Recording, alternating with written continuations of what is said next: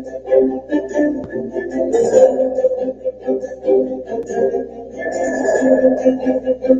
I'm Karen Greer, anchor with WSB-TV in Atlanta. Welcome to the Atlanta Press Club Loudermilk Young Debate Series from the studios of Georgia Public Broadcasting. This is the general election debate among candidates for Congressional District 14. Now, 14 is located in northwest corner of the state. It includes Paulding County, parts of Cobb, and extends up to Dade and Catoosa counties. Let's meet the candidates for this debate. They are in alphabetical order. Marcus Flowers, a Democrat, is a veteran and has worked for the State Department and Department of Defense. Marjorie Taylor Greene, a Republican, is the incumbent Congresswoman from District 14. Now let's meet our panelists. John Druckenmiller is the publisher for Hometown Headlines, now part of the Times Journal Inc. media group based in Rome, Georgia. And Josh Rowe is an anchor with WTVC in Chattanooga. For complete rules on today's debate, please visit the Atlanta Press Club website, atlantapressclub.org/debates.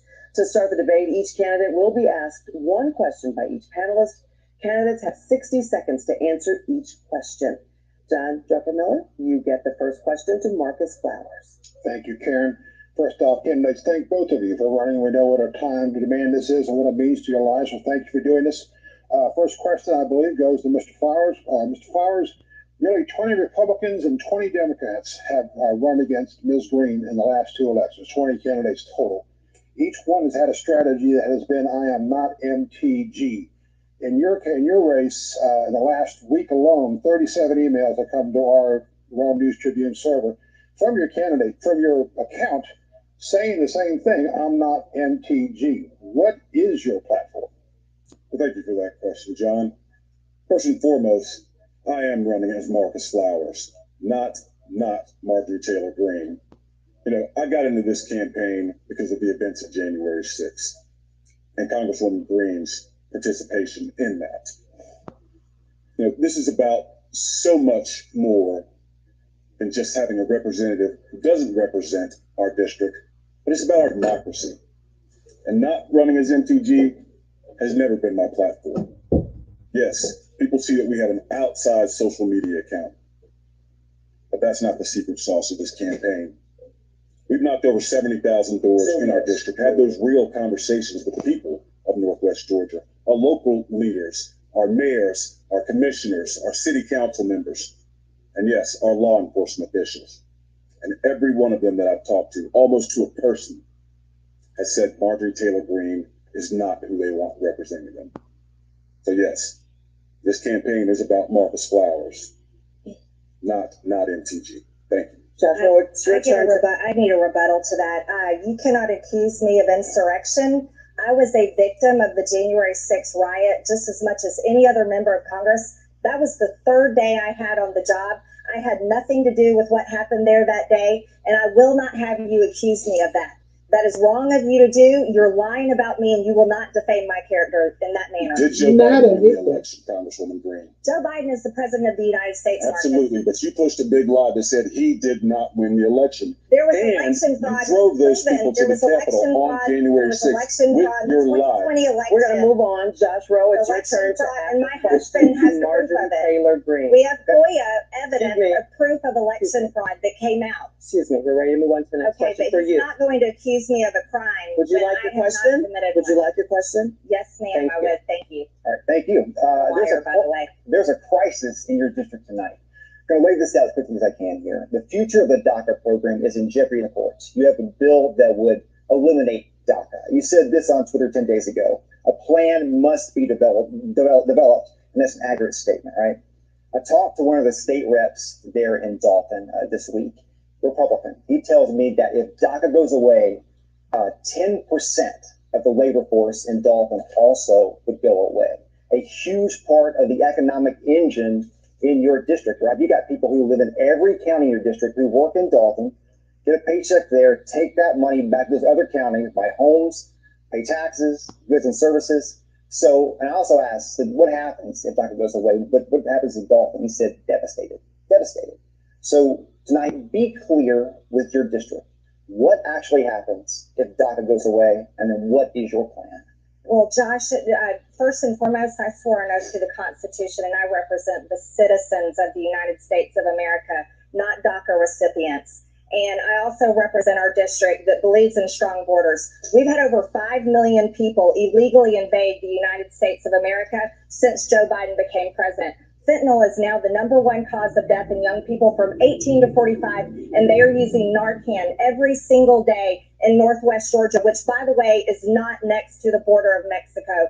Because of this border crisis, it has caused a human security crisis like we've never seen before. Joe Biden and his administration is the greatest business partner to the Mexican cartels that we have ever seen in United States history. The only thing that I'm going to do to represent Northwest Georgia and Georgia's 14th district and the workers and the businesses there is to legislate and vote so that they have a strong economy, they have job opportunities that will not be stolen by people that are illegally invading our country to steal their jobs. I know the representative you're talking about is probably Casey Carpenter, who seems to be more interested in representing illegal aliens than the local citizens of Northwest Georgia. Thank you. Your time is up. John, your question for Marjorie Taylor Greene. All right, Ms. Greene, since taking office on January 3rd, 2021, what is the one specific accomplishment solely on behalf of the 14th Congressional District that is most important to you? Well, I tell you what, it's been hard to pass any bills in a Democrat-controlled, Nancy Pelosi-controlled House of Representatives, a Senate that is controlled by one vote with Kamala Harris as the Democrat vice president, and a White House that is controlled by Democrats, Joe Biden. Now, what we've done to accomplish things for Northwest Georgia is I'm proud to be able to bring in money via grants to help our local sheriff's department. From the Biden administration. There. We've also worked very hard with the flooding that happened over in Somerville. And so we've worked hand in hand with officials there and look forward to helping them more as damages. Tell them how you voted against it, though, Lusty. So I'm very excited to vote and to introduce bills that uphold the conservative traditional values of the people in my district, and I'll continue to do that. All right, Josh, you get the final question. Did you have a rebuttal? Yeah, I didn't hear an answer there, ladies and gentlemen. Representative Greene said she's passed all these bills and brought money into our district. Well, you haven't. You know, shut the fuck up, Marjorie. Bills, Marcus. Don't necessarily come from Congress works. Come on, Marcus. Hold on. People write Stop musty. for their organizations to get government money. That is competitive. No, you're if we had a congresswoman who was walking those grants through, perhaps. But Congresswoman Greene, she can't take credit for good things that happen while our people suffer. Marcus, we're going to give you your last question. Josh, you get the final question for Marcus Flowers. Mr. Flowers, you said it here tonight that the voters in Northwest Georgia want a different member of Congress. You've said it, you made that clear. But the numbers in the primary tell a different story. And to be clear, numbers processed by local election workers in Georgia and reported by the Georgia Secretary of State. She received 30,000 more votes this primary than 2 years ago. If you take your votes, all your Democratic challengers' votes, all of her challengers' votes, she still had 13,000 more votes than everybody else running. What evidence can you provide, other than anecdotal, that the voters in Northwest Georgia want a change? Josh, it's not an anecdote that not everyone votes in a primary and a midterm. That's not anecdotal. Exactly. In the last election cycle, more than 75,000 people voted against Marjorie Taylor Greene. Mm-hmm. Now, we brought people in from every corner of the district, newly registered people. And I've talked to, it doesn't matter if it's a Republican, independent, or Democrat. I've talked to everybody. And everybody that I talk to, Republicans come up to me every day with tears in their eyes saying, please, get rid of Marjorie Taylor Greene. She doesn't represent us. She truly doesn't. I've heard this time and time again, across the board. A primary is not a general election. Ladies and gentlemen, what's your turn? In the primary, Marcus Flowers, you will see who's a man who wears a hat and doesn't own one single head of cattle. He's a liar, and all he has done is sent emails all over the country to raise money for himself, and he pays himself out of his campaign with your donation dollars. If you're a California Democrat sending money to Marcus Flowers, he's paying himself to run for Marcus. Congress and pretend that he can beat me in a blood-red Republican district. None of his Democrat defund the police, America Last policies represent our district. Interrupt her. Well, I'll tell you what, I do We're gonna need need. to to that. Yeah. Well, we need to really move on because we have. No, let him This respond. concludes the first round of the debate. The candidates will now ask a question to Wow. their opponents. Each candidate will have 30 seconds to ask the question, 60 seconds to respond, and the candidate who asks the But question you let her 30 respond, seconds though. for a rebuttal. Now, by This is random bullshit. selection, Marjorie Taylor Greene, you may ask the first question. Absolutely. Marcus, you're a father and you are a representative of the Democrat Party. The Democrat Party is the party of child abuse. It's the party that represents grooming children and sexualizing them in school, teaching anti-white racism in the terms of CRT education, Get her. and genital Marcus, you mutilation better of get her. kids that can't even get a driver's license, can't get a tattoo, and cannot vote. How do you stand there and represent the Democrat Party as a father? And do you believe in genital mutilation of children under the age of 18 and these puberty blockers that have severe health consequences? Because I've introduced a bill to ban it and make it a felony to mutilate children's genitals. Do you stand by that? Boy, that was a lot. And God bless you, Marjorie Taylor Greene. If you truly believe that I'm praying for you. You know, I believe in this country. I believe in our democracy. And I believe in standing up for human rights. People come up to me every day and tell me how they feel attacked by you. And yes, I'm talking about children in our LGBTQ plus community. Every day, Congresswoman Greene, seniors, Latinos, blacks, men and women, every day. This is how she treats the people of Northwest Georgia and the people of America. Attacks, constantly attacking. That's not Representative Greene. You represent them. I do. I represent and I will always protect children. And that's why I introduced the Protect Children's Innocent Act. That didn't go nowhere. Come on, Marcus. Come on, Marcus. Kids need to grow up. They do not need to have mastectomies, castration, or take dangerous drugs that have serious health consequences. Marcus Flowers represents the Democrat Party, and the Democrat Party is the party of child abuse. And we have to stand up and stop it right now. To protect children, we protect them from making serious mistakes that will last a lifetime. The same mistakes and regrets that many D-trans people have right now. Extreme examples and lies is what Marjorie Taylor Greene is doing, trying to misrepresent me. That's the time on this. I really need you all to follow up. 30 seconds for a question, 30-second rebuttal. Please don't talk over each other because that really slows us down. All right, Marcus, your question. Congresswoman Greene, I left my job as a government official to run this race because of January 6th and your part in it. My granddaddy was a sheriff. My uncles were police captains, one of whom was injured in the line of duty. You know, you spent your time in Congress these last couple of years providing aid and comfort to the January 6th insurrectionists. My question for you is, why do you care more about those criminals in jail than you do about the people of our district? You want to know something? I care about stopping the two-tier justice system that is happening right now in America. I was a victim of the January 6th riot, and I've said it over and over again. I'm completely against what happened on January 6th, but I will not stand by and watch Merrick Garland turn the Department of Justice into a political weapon and the FBI sending it after parents that are addressing their school boards, people that walked in the Capitol and have been held in jail for nearly 2 years, while Antifa and BLM rioters go free and are never held accountable. I will always stand up for freedom, defend our freedom of speech, defend our Second Amendment, and defend everyone's ability to live the American dream.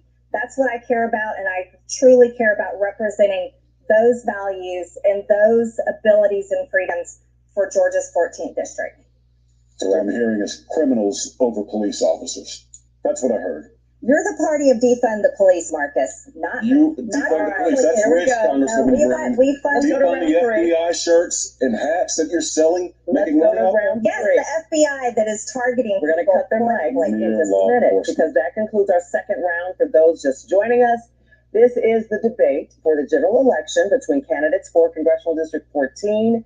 We will now go back to our esteemed panel to ask questions to the candidate of their choice until we run out of time. As a point of moderator privilege, I may also ask a question of the candidates, and I'll determine when a rebuttal is appropriate. Josh Rowe, you will get the first question in this round. All right, it's to Marjorie Taylor Greene there. You're well known for making controversial statements. To tell your process for vetting and fact-checking your statements that you make in public and post social media. Can you tell me what's controversial about defending the freedom of speech, or what's controversial about defending our border, or saying we need to? Can you tell me? Give me an example. No, you do this every time we have a debate where I ask a question that's obvious, and you're like, "What do you mean?" You were kicked off of your committees for saying things were controversial. You've apologized for controversial statements, right? Those types of things. What is your process for fact checking and vetting the things that you say in public? The things I say in public are the truth, and that's why they're so offensive to Democrat activists in the media, just like you. And you're asking me a blanket question with no example.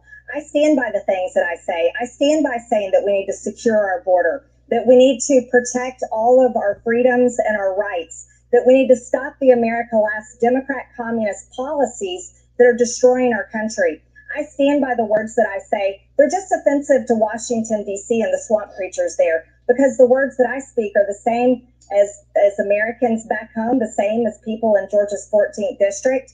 And the words that I speak are the truth. And you want to know something, Josh? Sometimes the truth hurts, and Washington deserves to hear it. We're over $31 trillion in debt.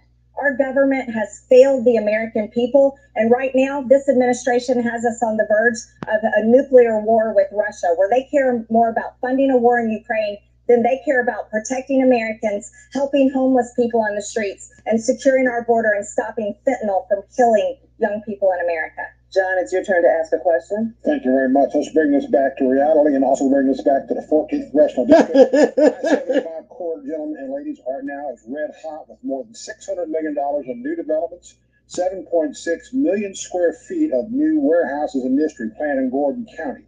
What proactive steps, both candidates, would you take to ensure that in Congress we have the infrastructure to safely support both this new growth and the additional safety concerns raised by these trucks and cars? Who's first? That's the Can I question. take that? Yes, sir. Both candidates the question. Thank you, John.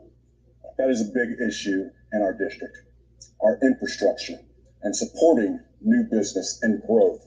And I've talked to mayors and city council members all over our district. We are actually losing companies coming into our district because we can't support it, because we don't have the housing, because we don't have the roads, because we don't have the water and the schools to support those districts. Dalton's is a bright star in our community, but there's so many others, and I will work day and night tirelessly to make sure that we have the infrastructure to support all of the companies who want to come into beautiful Northwest Georgia and provide us with great jobs. We're leading in energy here in Georgia. As a matter of fact, we have the largest solar manufacturing plant in the Western Hemisphere in Dalton. But some of those jobs need to be dispersed throughout the district, and I want to make sure of that. Congresswoman Greene, she's too busy flying around the country. She spent $37,000 in the last quarter alone on flights all over the country. She spends too much time in New York, Bedminster, Florida, Michigan, Arizona, Texas. She's never here in our district. Time. You've named her, so you get to respond. Yes, I will respond to that. Marcus has never been a business owner and knows nothing about business. He's never signed the front of a paycheck, so it's hard for him to even comprehend how to do that. He supports the Democrat Party, the party of the Green New Deal, the party of destroying American energy independence, which is the #1 need for manufacturing companies in my district. And by the way, Calhoun is in Gordon County, not Dalton. That's Whitfield County. You don't know anything about our district. I do. I am going to work very hard to lower inflation and also open up many opportunities for businesses growing and developing in Northwest Georgia. And I'm so excited to be a part of that. Now, can I take That's my the question? time. While we're going on, Josh, you can ask a question. Okay, this is for both of you. Let's start with Marcus Flowers. Our problems in this country are big, and way too often our conversations around these problems are way too small. A lot of criticizing, a lot of finger pointing this conversation. What do you both offer that can help unify this country? Let's start with Marcus Flowers. Absolutely. Honor, decency, and integrity. 3 core values that Marjorie Taylor Greene does not have. We've heard a lot from her, and she's good. She is good at spouting off utter nonsense that has absolutely nothing to do with what's going on in our district. I guarantee you, Georgia, if you allow me to be your next congressman, I will work day and night for you. Constituent services, something that you're not getting right now. Our mayors, our city council members, they'll have a seat at the table in DC. Their needs will be met. Right now, I can tell you, I've talked to a lot of them. They haven't heard from Marjorie Taylor Greene. May I have You a may. rebuttal? Yes, you may. And then your question, and I will let you go back to answer the infrastructure question as well. Thank you. Thank you very much.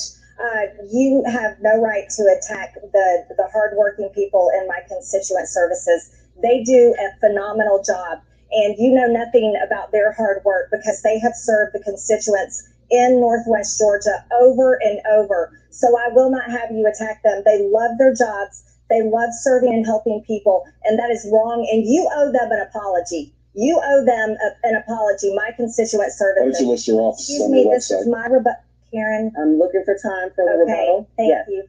Thank you. So that's my rebuttal. Do not attack the people that work in our office.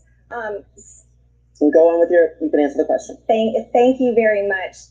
As a member of Congress that is very much looking forward to Republicans taking back the House in January, I'm excited to talk about the commitment to America. The commitment to America is going to provide an economy that is strong. We are going to provide a nation that is safe.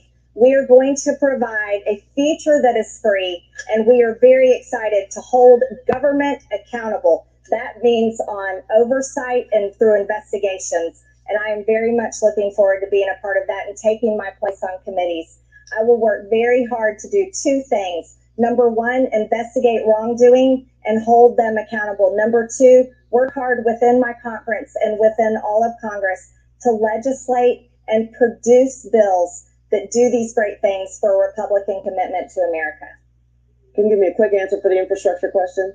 Infrastructure question. Yes, I'm in the construction company. So infrastructure is something I understand, and being a business owner for over 20 years, that's something I know how to do. What we're going to do for infrastructure is make sure America is energy independent, support fossil fuels, stop funding failing green energies. Wind only supplies 9% of electricity, and then solar is less than 3%, but fossil fuels are over 60%, and nuclear is nearly 20%.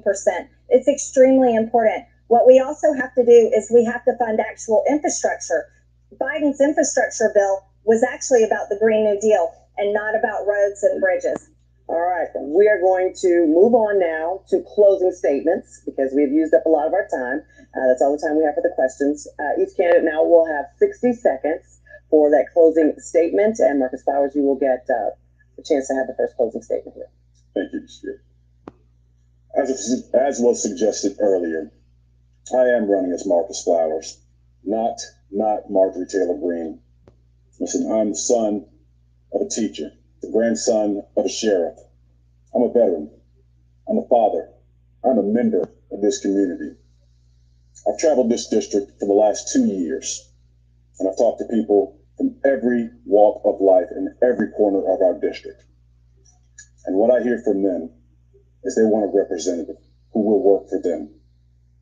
This isn't about Republicans or Democrats. Ladies and gentlemen, this is about right and wrong. This is about chaos versus stability.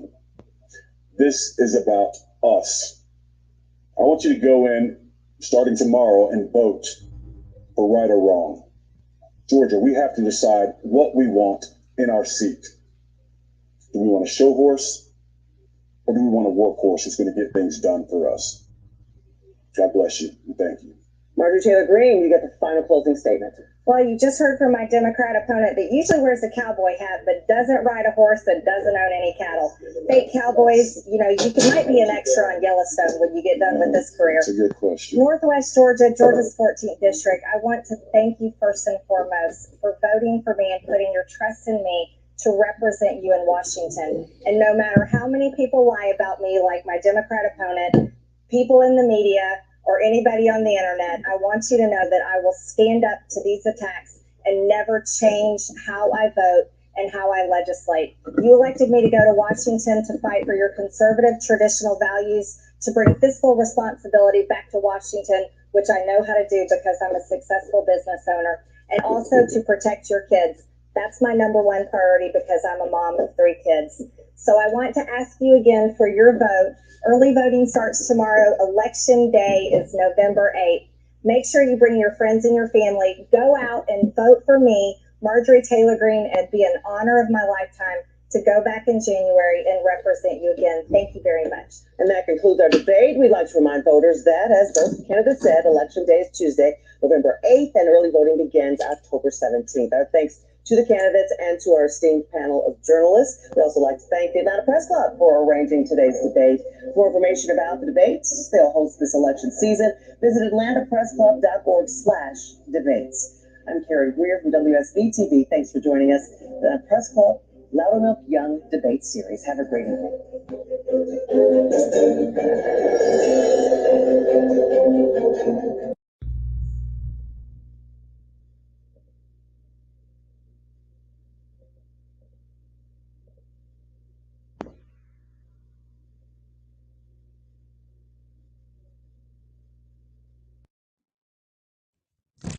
Hello.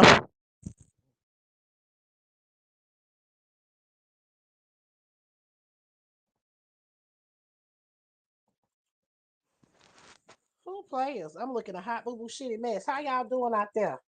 Uh, the black commentator cheated Marcus Flowers. Absolutely, she did. I declare, honey, what a disgrace. I was not impressed. Marjorie Taylor Greene kept interrupting him. Hey babies. Hey. Y'all can hear me. Good. That was horrible. He barely got to speak. Absolutely. That's what I was about to talk about. Marcus Flowers barely got to say anything. In my opinion, it was a bust. They asked a lot of questions of Marjorie Taylor Greene, but they did not allow Marcus Flowers to rebut or respond. Anytime that he started speaking, they interrupted him. The moderator definitely, the black lady moderator definitely favored Marjorie Taylor Greene. She did not give Marcus Flowers the time to speak, and that was only 30 minutes. That was only 30 minutes of a debate. Have you ever seen a debate for 30 minutes? I've never seen that. I've only seen them for an hour, and they never fact checked her because it was all lies. First of all, let's talk about the Green New Deal. Musty Marjorie is supposed to debate AOC on the Green New Deal, which is 17 pages. She never even read it. She never even read it. She loves to talk about the Green New Deal, but she never even read it. So how you gonna get on here talking about the Green New Deal? As far as I think that Marcus did good displaying the fact that she was a piece of freaking shit when it came down to January 6th, going up to the Capitol and advocating for these people. You're not doing anything for the 17th district of Georgia. That is absolutely correct. Number one, she has never, ever. When has she ever presented any piece of legislation that has helped the 17th district of Georgia? When has she presented any legislation, wrote any bills for anybody that has ever been anything? She's wrote, I think, 5 bills to impeach President Biden. It's ridiculous. It is absolutely, she only moved there so she could win. Absolutely. It is ridiculous. She hasn't presented any piece of legislation that has even made it to the House floor. And you know why it hasn't made it to the House floor? Because it's some BS. It is every piece of legislation that she has written has been some piece on loose leaf paper, and it's been BS. The same thing as Lauren Bobblehead. Musty Marjorie is crazy. I can't believe that they sat up there and let her lie like that. But that's what I expect when we're talking about that area. You know, Marcus, he's got an uphill battle there. He's got an uphill battle there because Musty is crazy. Her talking about, oh, she got all this money. She got all this money for her district. You voted against it. You voted against the COVID 19 bill. You voted against it, the American Rescue Plan. You voted against it. You voted against it, lady. So you tell us how you've done anything. I don't know what the polls are saying because I haven't looked. I haven't looked. We can look now. Child, everything that she done there, she didn't even give Marcus the opportunity to speak. Then she gonna call him a fake cowboy because he wears a cowboy hat. Let's see.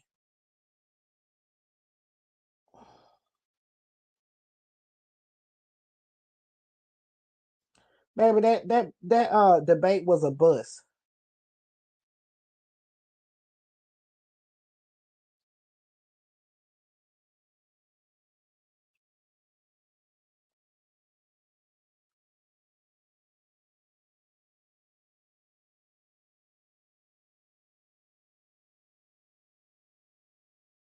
Yeah, I don't see anything on any updated ones since September.